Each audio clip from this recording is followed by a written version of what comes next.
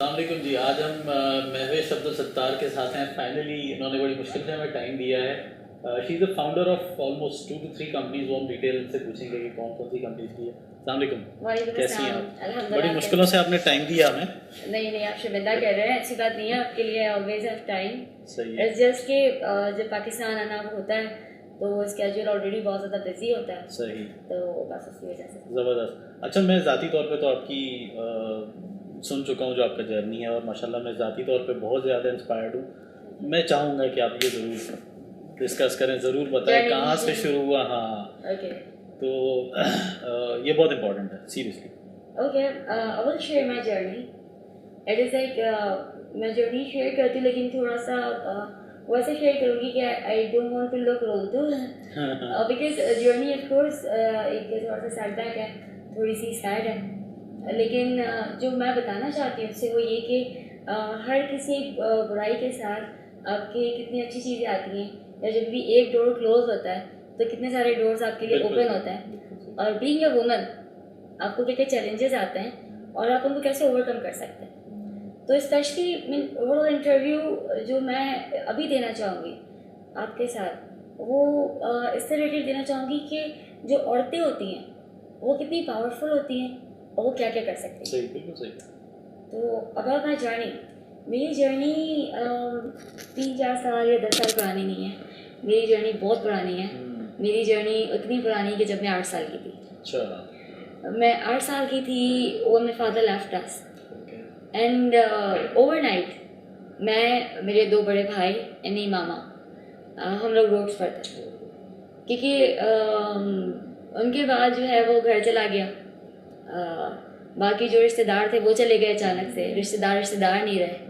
हमारा घर नहीं रहा। हमारे पापा नहीं रहे, और कोई भी नहीं रहा। सही है, सही है। और अजीब सी एक सिचुएशन क्रिएट हो गई, एंड वी वर थिंकिंग कि अब क्या होगा। मैं तो 8 साल की थी। आई वाज लाइक ठीक है, क्या हुआ। मम्मा ने कहा कि नानी घर जाएंगे। नानी ने बड़ा सपोर्ट किया, बहुत ज़्यादा एज यूजुअल। तो फिर नानी के घर चले गए और 3 साल हम लोग नानी के घर पर रहे। शुरू में नहीं पता लगा, वी वर हैविंग फन नानी के घर पे, मज़ा आ रहा है। लेकिन जब जैसे से टाइम पास हुआ और 60 साल की बच्ची को एहसास हुआ कि हम नानी के घर पे वैसे ही नहीं है, there is a problem, we have no house. क्योंकि एक वक्त होता है ना, मज़ा आ गया, ठीक है मम्मा लेट्स गो होम, तो वाली ये मेरी भी फीलिंग थी। सही है। लेकिन उस वक्त पता लगा you have no home, you have to stay here. और उस वक्त पता लगा कि अगर स्कूल जाना है तो स्कूल की जो फीस होती है उसको पैसे कहते हैं, और वो जो पैसे हैं वो कमाए जाते हैं। सही बात है। तो वो 8 साल की बच्ची ऑटोमेटिकली एक रिस्पॉन्सिबल वुमन थी। I would use a word woman, कि 8 साल की बच्ची औरत बन गई थी। वो ऐसे बन गई थी कि उसको स्कूल जाना था, उसको अपने दोस्त नहीं छोड़ने थे, उसको अपनी स्टडीज़ नहीं छोड़नी थी। उसके लिए वो अपनी मामा पे बर्डन भी नहीं डालना चाहती थी। बहुत छोटा सा अमाउंट था, लेकिन मामा जो सर्वाइव कर रही थी वो सिलाइयाँ करके कर रही थी, वो ट्यूशन्स पढ़ा रही थी, वो टीचिंग कर रही थी। जो भाई था मेरा, उसने अपनी पढ़ाई स्टॉप कर दी, कंटिन्यू नहीं कर सकता था। एंड देन वो बाहर गया, उसने, मेरे भैया ने बोरियां भी उठाई, मेरे भैया ने आलू भी बेचे, तो मेरे भैया ने टॉफ़ियाँ भी बेची। और मैं घर में बैठ के, जब मामा ट्यूशन्स पढ़ाती थी तो मैंने उनसे कहा कि मैं ट्यूशन पढ़ाती हूँ, छोटे बच्चों को हाथ पकड़ के लिखना सिखाती हूँ। 8 साल की बच्ची की ये सोच थी कि मामा मैं पढ़ाती हूँ, उनसे जो फीस आएगी ना उससे आई विल पे माई फी। ऐसे करके मैंने ट्यूशन पढ़ाना शुरू किया, और उससे हमने अपनी फ़ी पे की। आगे जाके पता लगा कि लाइक यूनिफॉर्म का भी मसला है। अब यूनिफॉर्म जब लेना होता है तो उसके लिए सेविंग करनी होती है। और अगर आपको जो कोर्स है, अब हमेशा तो हमने अच्छा नया फ्रेश कोर्स यूज़ किया था, अब पता था कि सेकेंड हैंड यूज़ करना है, लेकिन उस सेकेंड हैंड की भी एक कॉस्ट होती है इन्वॉल्व। तो 8 साल की बच्ची जो स्कूल फ़ी पे कर रही थी, उसने सेविंग्स करना सीखा कि सेविंग्स कैसे करते हैं, कि जब साल दूसरा बदलेगा तो ये चीज़ें चाहिए होंगी तो कहाँ से आएगी। तो सेविंग्स की, ऐसे करते करते करते मैट्रिक हो गया। बहुत सपोर्ट किया ऑफ कोर्स मामा ने। ये छोटा छोटा करके हम लोगों ने घर लिया। मेरे भैया के जो थोड़े बहुत पैसे थे, मेरी थोड़ी बहुत सेविंग, मम्मा की सिलाइयों से पैसे, वो सब करके हमने घर लिया। और बाकी सिर्फ ना लाइक वो 4 दीवारें थी। अच्छा। वो मकान हमने लिया और फिर हमने मिलकर उसको घर बनाया। उस घर में हमारे पास टीवी नहीं था, हमारे पास फ्रिज नहीं था, यू नो छोटी छोटी सी चीज़ें होती हैं, उसके बगैर सर्वाइव करना बड़ा मुश्किल होता है, लेकिन हमने किया। और उसके बाद मैट्रिक के बाद मैंने टीचिंग करना शुरू कर दी। अब मैं मैट्रिक के फ़ौरन बाद आया तो टीचर में 9th-10th को ही पढ़ा रही थी, तो वो फीलिंग अस्सलाम वालेकुम मैस गुड मॉर्निंग मिस करके लोग खड़े होते थे ना, लाइक यार है ना, बड़ी अच्छी सी फीलिंग थी। मैंने थोड़े से ज़्यादा पैसे कमाना शुरू किया। ऐसे करके इंटर पूरा हुआ। इंटर के बाद मैंने कॉल सेंटर में जॉब की। ये वो टाइम था कि वो जो लड़की थी घर में रहने वाली, वो थोड़ा सा बाहर निकलना शुरू हुई। जब मैं बाहर निकलना शुरू, ऑफकोर्स वो कॉल सेंटर था, बहुत मुश्किल से जॉब मिला था, तो उसकी जो शिफ्ट थी वो डिफरेंट थी, क्योंकि उनके पास डिफरेंट कैंपेन्स थी, यूके की, यूएस की, कनाडा की। वो पहले बड़ा इन थी वेल कनाडा कैंपेन्स, तो वो टाइमिंग्स उनकी ना फ्लक्चुएट करती थी। अब जब वो नाइट शिफ्ट लगने लगी तो लोगों ने बात करना शुरू की कि लड़की ख़राब है, लड़की गंदी है, अच्छी लड़की नहीं है। हमने वो सुना, मामा ने बैकअप किया, सपोर्ट किया, लेकिन हर चीज़ का एक वक्त आता है। उसके बाद आप वो ताने, वो चीज़ें नहीं सुन सकते हैं जब आपके अपने रिश्तेदार आपको इस तरह के अल्फाजों से खिताब करते हैं। एनीवेज उसके 4 टाइम भी गुजरा, फिर आगे गए, यूनिवर्सिटी तक गए, जेनेटिक्स में मास्टर्स किया, डीएनए टेस्टिंग की, आरएनए टेस्टिंग और क्लोनिंग और ये सब पढ़ा। लेकिन जब पास आउट होकर बाहर आए तो पता लगा कि अभी तो पाकिस्तान में स्कोप ही नहीं है, क्योंकि हमारा जो बैच था वो कराची यूनिवर्सिटी का 2nd बैच था जो जेनेटिक्स में पास आउट हुआ था, तो कोई स्कोप ही नहीं है। अब क्या करें? अब लोगों ने वेट किया, उसमें उन्होंने कहा ठीक है स्कोप बिल्ड हो रहा है। मैं नहीं कर सकती थी, मुझे तो अपनी फैमिली को सपोर्ट करना था। मैं अगर वेट करूँगी तो फिर बड़ा मसला था, हम खाना कहाँ से खाते। देयर वर टाइम कवर, मतलब बोलते हुए भी थोड़ा अजीब लगता है, but there were time when we were doing breakfast and we don't know कि यार लंच मिलेगा नहीं मिलेगा। या जब लंच कर रहे होते थे, समटाइम्स ये भी होता था हम लंच स्किप कर देते थे कि ब्रेकफास्ट के बाद डिनर करते हैं 7-8 बजे तक, ताकि वो लंच भी हो जाए डिनर भी हो जाए, क्योंकि वो एक्स्ट्रा जो कॉस्ट थी 3 टाइम खाने की वो नहीं थी, तो वो सेव करनी पड़ती थी। उसके बाद दोस्त एक आया, उसने कहा कि ब्लॉगिंग करेगी, मूसा हिमानी, मैं उसके नाम लेना चाहूँगी। मैं उसके नाम इसलिए लेना चाहूँगी कि ये वो बंदा है जो मुझे IT इंडस्ट्री में लेकर आया, ये ट्रस्टेड भी। उसने कहा हमारी कंपनी को ना ज़रूरत है एक कंटेंट राइटर की, ब्लॉगर की, करेगी? मैं करूँगी। तो फिर हमने कंपनी ज्वाइन की। उस कंपनी में एज अ ब्लॉगर मैंने ज्वाइन किया, as a junior content writer join किया। कुछ महीनों में मैं वहाँ पर जूनियर SEO थी, और उसके कुछ महीनों में वहाँ पर सीनियर SEO थी और एक टीम लीड कर रही थी। उसके कुछ महीनों में उसी डिपार्टमेंट में मैं प्रोजेक्ट मैनेजर हो गई। जब मैं प्रोजेक्ट मैनेजर हो गई तो फिर मैंने डिज़ाइनिंग भी सीखी, घर पे रिसर्च शुरू की, SEO सीखा, SEO क्या होती है, robot.txt क्या होता है, डेवलपमेंट क्या होती है, लैंग्वेजेस क्या होती है। लैंग्वेजेस ये पता था कि अंग्रेज़ी होती है, उर्दू होती है, फ्रेंच होती है, ये नहीं पता था कि ये PHP, जावा, HTML ये भी लैंग्वेजेस होती है, वो सीखा। थोड़ी सी क्रिएटिव थी तो क्रिएटिव डिपार्टमेंट में आ गई। फिर उसी सेम कंपनी में कुछ महीनों बाद आई was a marketing manager, same company में। ये मैं आपको बता रही हूँ एक ही साल में, कि जैसे जैसे मैं उन चीज़ों पे क्वालिफाई करते गई, my boss was very good, और उन्होंने मुझे वैसे वैसे अपॉर्चुनिटीज़ दी थी, बहुत जल्दी प्रमोशन दिया। तो जिस कंपनी में मैंने जॉब स्टार्ट की थी 4,500 रुपये में, वो जब मैंने कंपनी छोड़ी थी तो कमीशन और सारी चीज़ें मिलाकर मेरी लास्ट सैलरी हो सकती है 80,000 रुपये, which is very good amount at that time, very very good, huge amount. मैं तो इमेजिन भी नहीं कर सकती थी, मेरे लिए तो 80,000 रुपये वो रहेगा खजाना अली बाबा का। तो उसके बाद आई वॉज अ ब्रांड। अच्छा।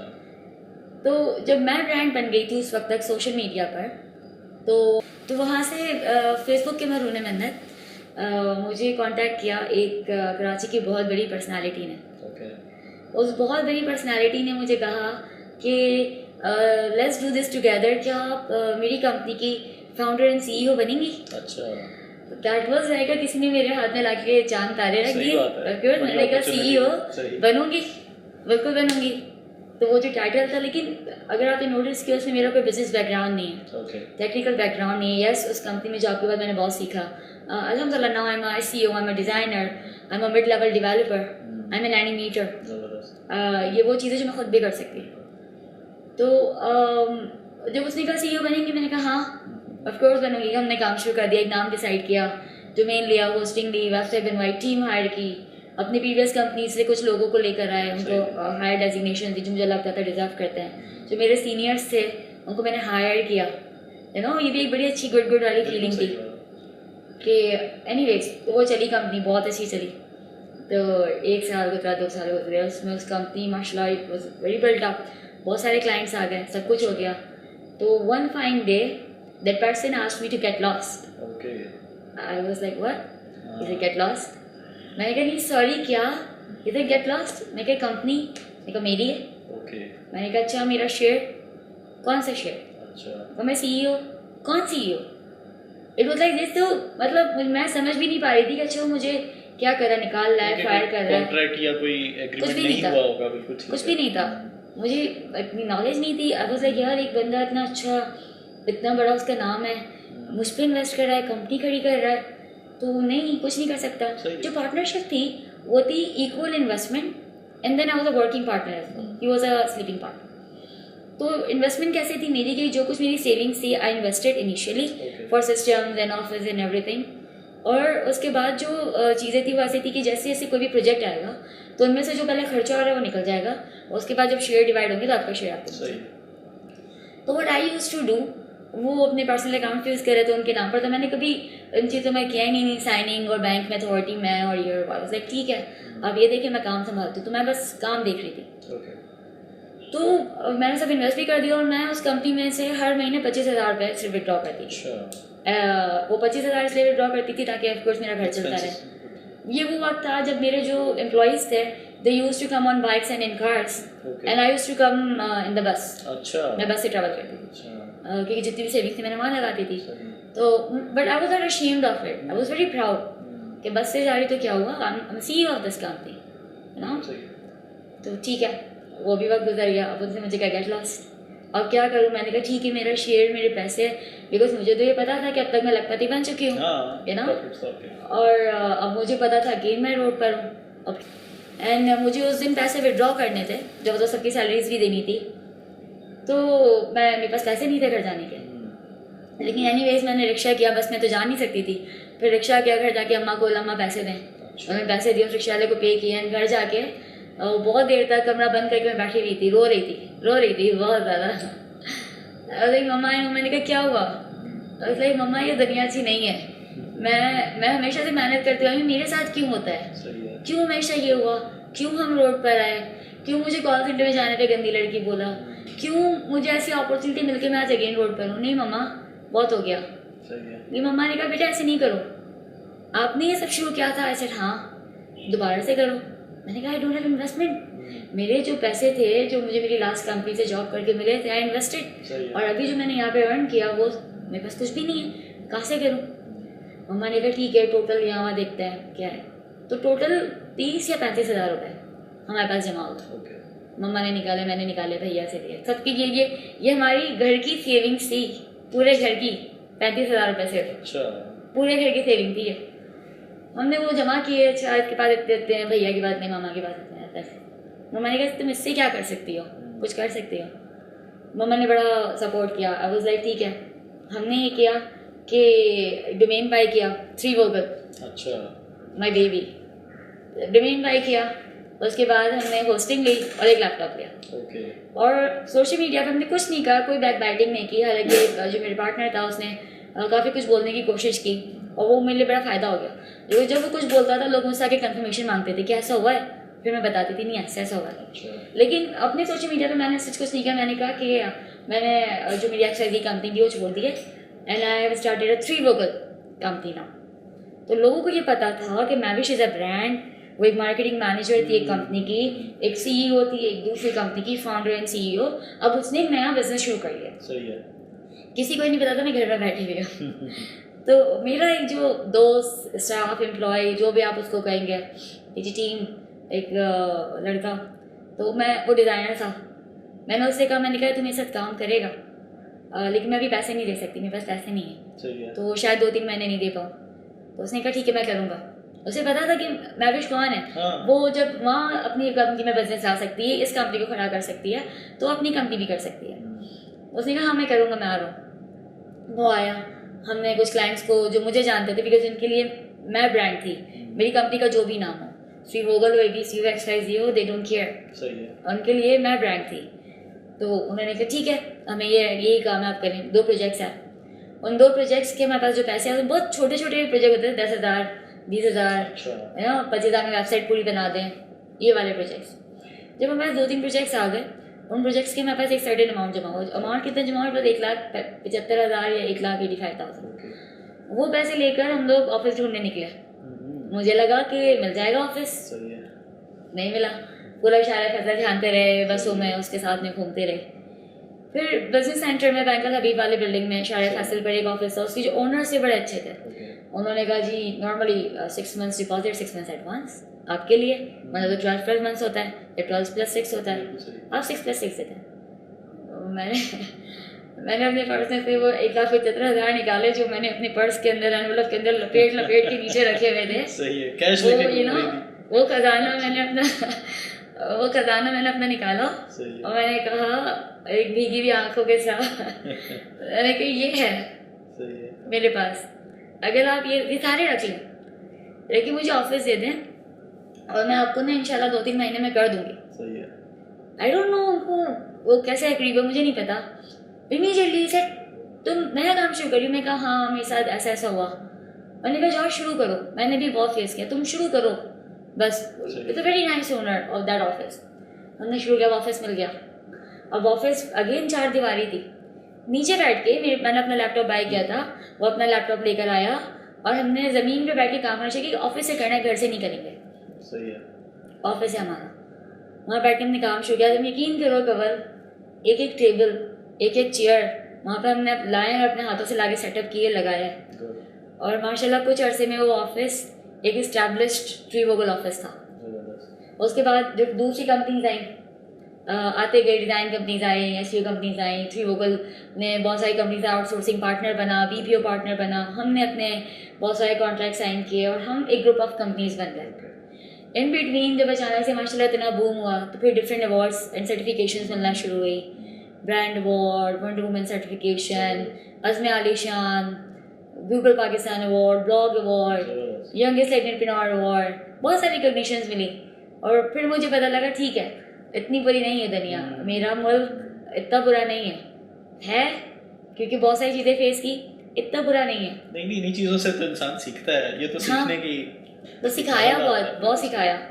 ये भी सिखाया कवल कि जब जॉब के ऐसे तो नहीं जॉब मिल गई किसी भी कंपनी में, तो जब इंटरव्यूज़ देने जाते थे तो जॉब डिस्क्रिप्शन चेंज हो जाता था लोगों का।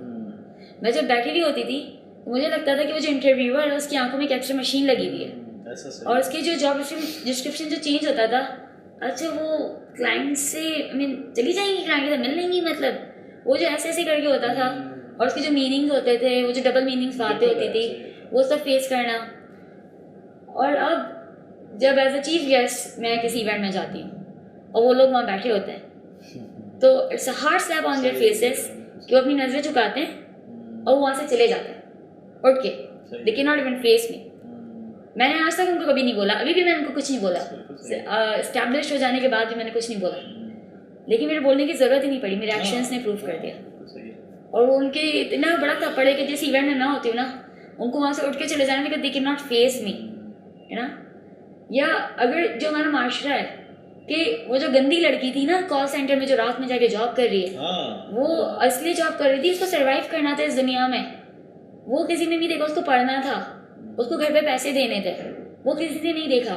लेकिन जब वो लड़की इस्टेब्लिश हो गई ना तो उन्हीं लोगों के बेटों के रिश्ते उस लड़की के लिए आए। बिल्कुल सही है, सही होता है। तो उस गंदी लड़की को अपने घर की इज्जत, अपने घर की बहू कैसे बना सकते हैं? क्यों? आई लिटरली मैंने नॉर्मली किसी बात का कभी किसी को जवाब नहीं दिया। अपने इतने लोगों ने डंप किया, नहीं जवाब दिया, लोगों ने बदतमीजियाँ की, नहीं जवाब दिया, खामोश रही, एक्शंस ने प्रूव कर दिया। लेकिन उन लोगों को जो कि रिश्तेदार थे मैं नहीं समझती वो रिश्तेदार हैं, अभी भी हैं, लेकिन मैं नहीं समझती कि वो हैं। तो वो जो रिश्तेदार थे उन लोगों को मैंने ज़रूर जवाब दिया, सिर्फ एक कि आपको गंदी लड़की से अपने बेटे की शादी करनी है। वो वहाँ से उठे, उन्होंने मेरे सर पे ऐसे हाथ रखा, मैंने कहा बेटा माफ़ करना, और वो चले गए।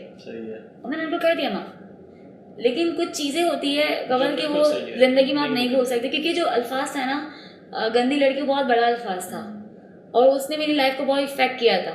ज़ाहिर है वो मेरी चीज़ों को बहुत इफेक्ट किया था, मेरी मामा को बहुत इफेक्ट किया था, हमें बहुत हर्ट किया था, बहुत रुलाया था, हम ऑलरेडी बहुत रो रहे थे, हमारे पास नहीं होते थे। जब आपके कपड़े ईद के 3 दिन के उनके पास 3 जोड़ी कपड़े होते थे, तब हमारे पास एक कपड़ा भी नहीं होता था नया पहनने का, और हम इस वजह से हम जाते नहीं थे बाहर अपने रिश्तेदारों से मिलने के, नहीं है वो बोलेंगे इसने पहने नहीं कपड़े। हमारी मामा ने हमें बड़ा सपोर्ट किया। फिर हमारी नानी ने हमें एक बात समझाई, जिन्होंने हमेशा मुझे सपोर्ट किया मेरी स्टडीज़ के लिए, जॉब्स के लिए। नानी ने हमेशा पुश किया, करो, किसी की नहीं सुनो, लोग तो बोलते रहेंगे।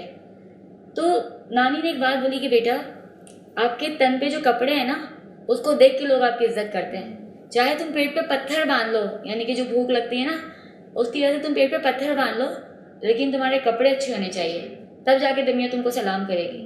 वो बात मुझे आज तक याद है। This is so true.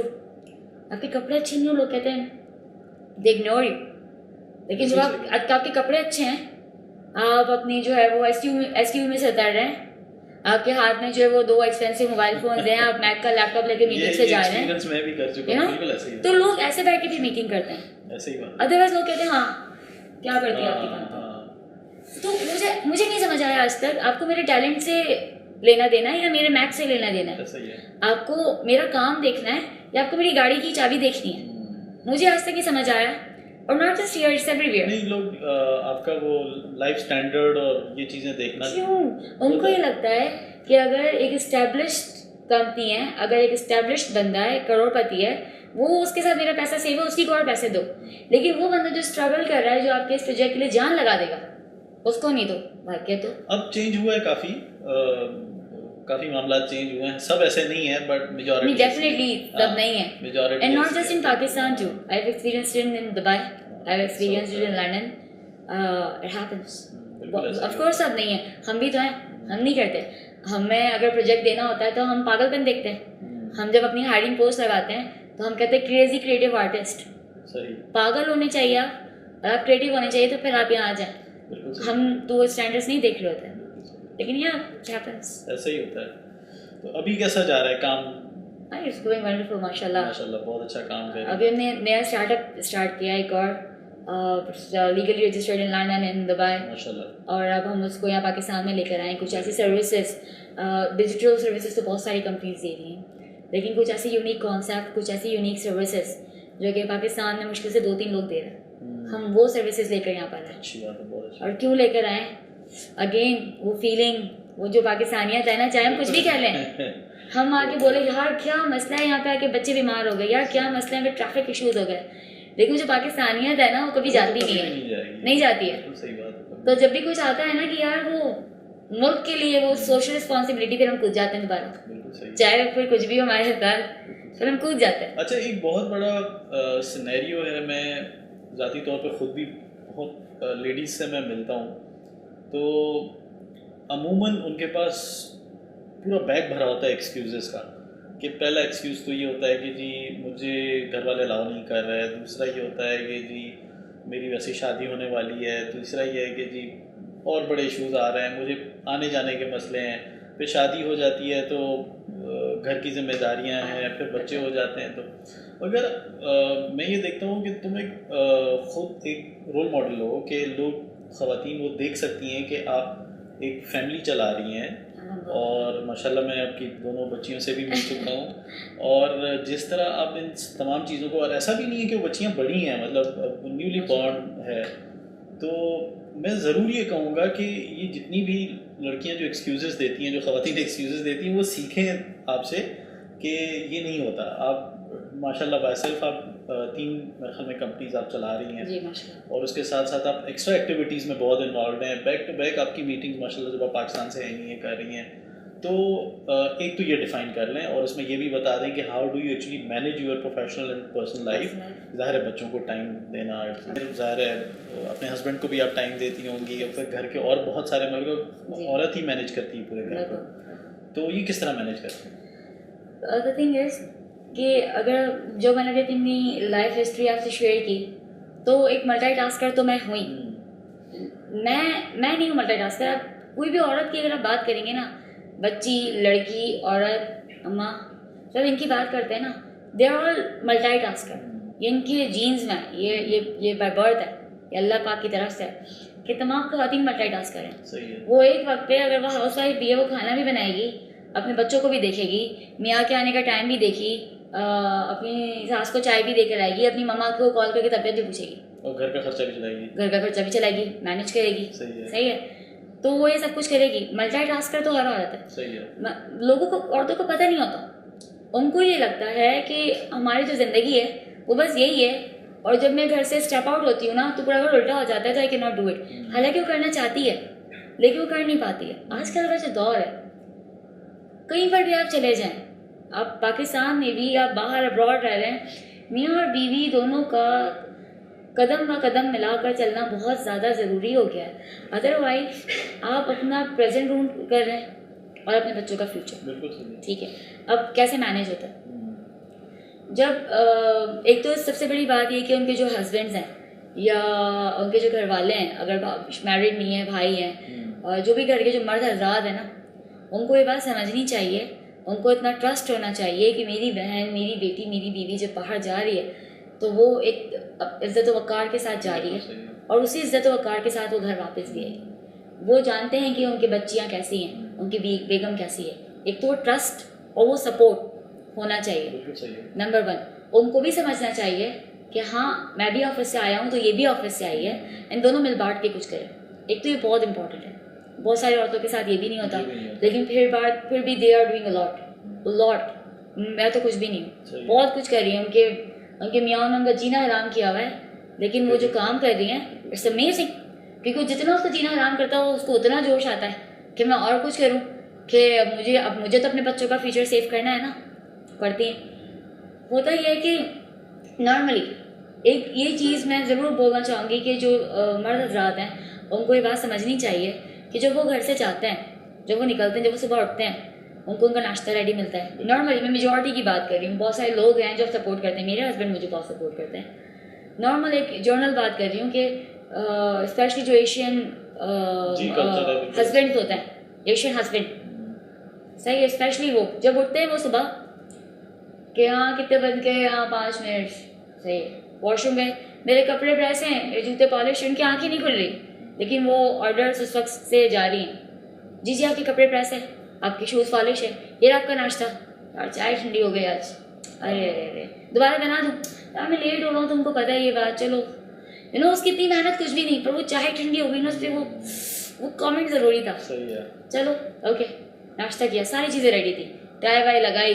बाहर गया 10 काम करे, बीच में बीवी की कॉल की, बेगम तुम मुझे कॉल करे, तुम्हें पता नहीं मैं बिजी हूँ, मैं काम कर रहा हूँ, है ना, मैं काम कर रहा हूँ, तुमको नहीं पता मैं बिजी हूँ, बाद में कॉल करना, ठीक है। घर पर आकर आया, ला मेरा पानी लेकर आओ, खाना रेडी, क्या बनाया है यार, दाल, मतलब चिकन लाया था वही बना लेती, चलो यार, बच्चों को तो यहाँ से लेकर जाओ। सही है। एक आदमी सारा दिन का थका हुआ घर आया, तुम्हें नहीं पता मैं बाहर क्या क्या झेलता हूँ, मैं अभी घर आया हूँ, 2 मिनट तो उनको हटाओ, बंदा सुकून की सांस नहीं ले सकता।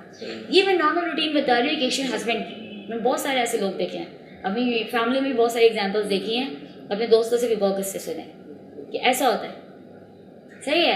अब जब आप एक लड़की की बात करेंगे, एक औरत की, अब मैं अपनी बताती हूँ कि जब मैं सुबह उठती हूँ, सबसे पहले मैं सुबह उठती हूँ, जैसे मैं अपनी पाकिस्तान की रूटीन बताती हूँ। अभी जब मैं पाकिस्तान आई थी, ठीक है, तो मैं अपने ससुराल में अभी रह रही हूँ, मम्मा के घर भी जाती हूँ, यहाँ पे भी रहती हूँ, ससुराल वाली रूटीन बताती हूँ, उसमें ज़्यादा लोग इंटरेस्टेड होते हैं। तो मैं अपने ससुराल में रह रही हूँ, मैं सुबह उठती हूँ, सबसे पहले मैं अपने बच्चों की चीज़ें रेडी करती हूँ।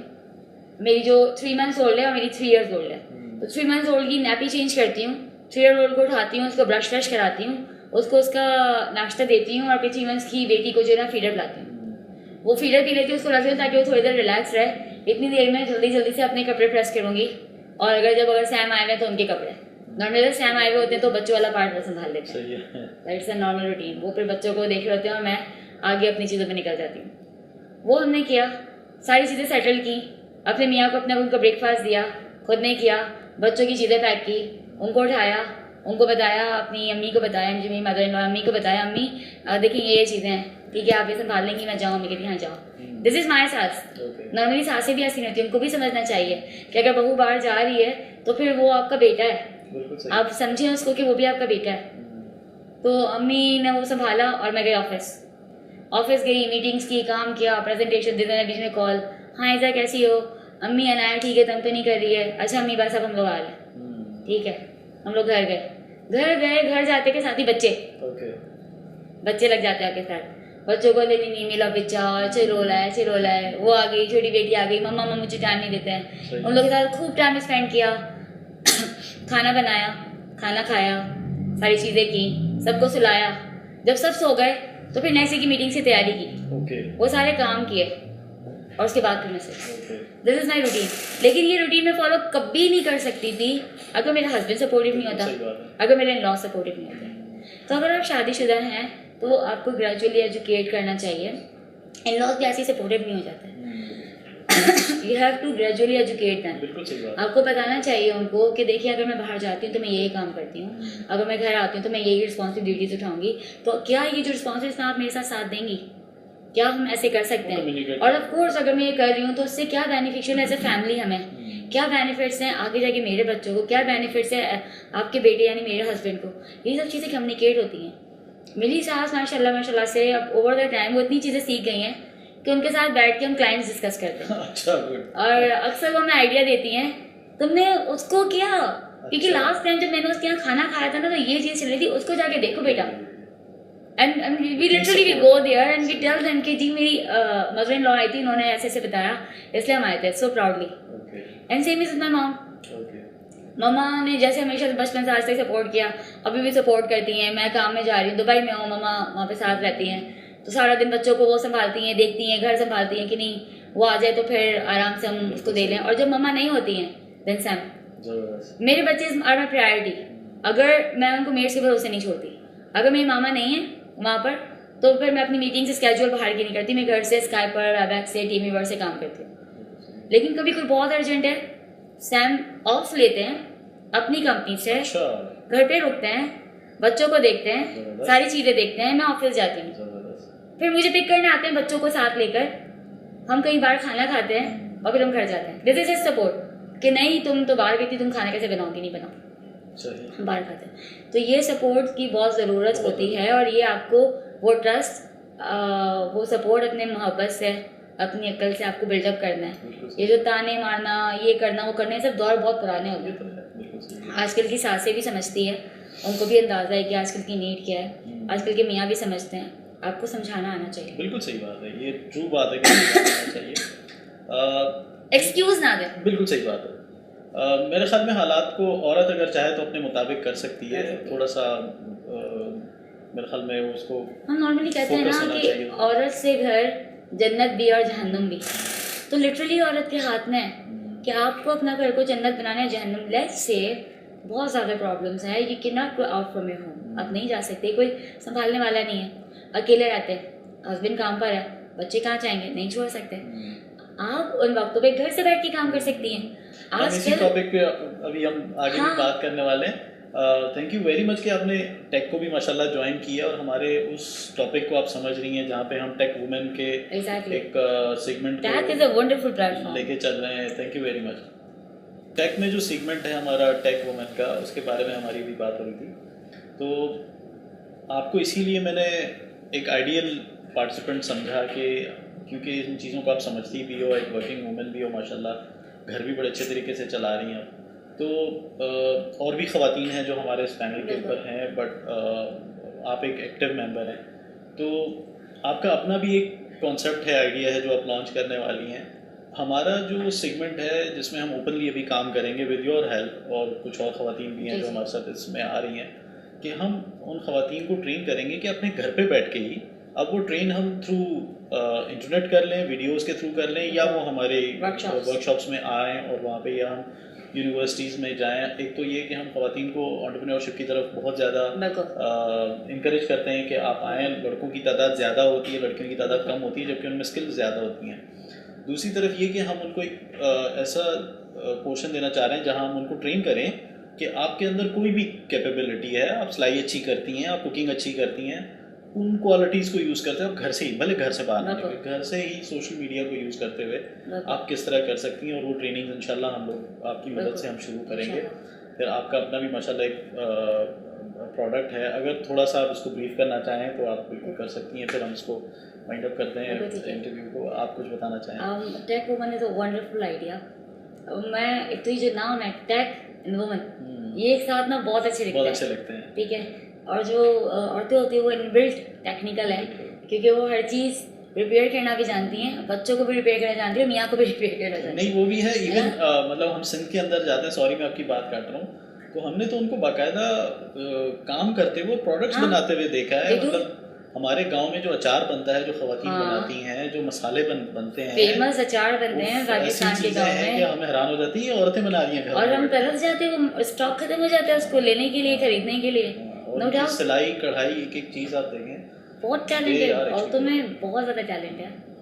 और टेक वुमेन जिसे सपोर्ट कर रही है, वुमन को एंटरप्रेन्योरशिप की तरफ लेकर आ रही है। आप अगर बाहर आके काम कर सकती है, very good, we welcome you. और अगर आप नहीं कर सकती हैं तो हम आपको घर में वो मौके प्रोवाइड करना चाहते हैं जिनसे आप काम कर सकें। मेरा जो प्रोडक्ट जो मैं लॉन्च करना चाह रही हूँ, मैं इंशाल्लाह अगले 2 से 3 हफ्तों में हम उसे लॉन्च करेंगे टेक वुमेन के साथ मिलकर। वो जो प्रोडक्ट है उसकी जो थीम है वो ये है कि अगर आप औरत हैं, औरत इन अ सेंस कि आप कोई बच्ची हैं, कोई लड़की हैं, औरत हैं, अम्मा हैं, मतलब कि वुमेन कैटेगरी में, लेडीज़ में अगर आप आती हैं, अगर आप if you are a lady और आपके पास कोई स्किल है, तो you can be a part of it. आपने कुछ नहीं करना, आपका एक सिंपल सा एक अकाउंट बनेगा, आप मेंबर बन गए, आप उस प्लेटफॉर्म पर आ गए। उसके जो बायर्स हैं, जो क्लाइंट्स हैं, वो कोई भी हो सकता है, ठीक है। आप वहाँ पर क्या कर सकती हैं, अपने घर में बैठकर आपको बहुत इजी कुछ ट्रेनिंग्स दी जाएंगी, मे बी 2 से 3 दिन की, इनफ बहुत है वो, कि आपका जो अगर कोई प्रोडक्ट है, कोई हैंडमेड प्रोडक्ट है, आप घर बैठ के अचार बनाती हैं, आप घर बैठ के आपकी कुकिंग स्किल्स बहुत अच्छी हैं, आप माजी में टीचर रह चुकी हैं, अब टीचिंग बाहर जाके नहीं कर सकती हैं, आप घर बैठ के ट्यूशन्स पढ़ाना चाहती हैं ऑनलाइन, आप अपने नोट्स अपने लास्ट सेमेस्टर में बहुत अच्छे नोट्स बनाए थे, वो नोट्स आप सेल करना चाहती हैं ऑनलाइन, एनीथिंग। यानी कि अगर एक 8 साल की भी बच्ची हो, प्रोजेक्ट्स बनाती हो, प्रोजेक्ट्स को वो ऑनलाइन पोर्ट्रे करना चाहती है, उसने कोई आदि साहब की बहुत अच्छी पिक्चर बनाई है जो which is wonderful, she can make an account, she can sell it online.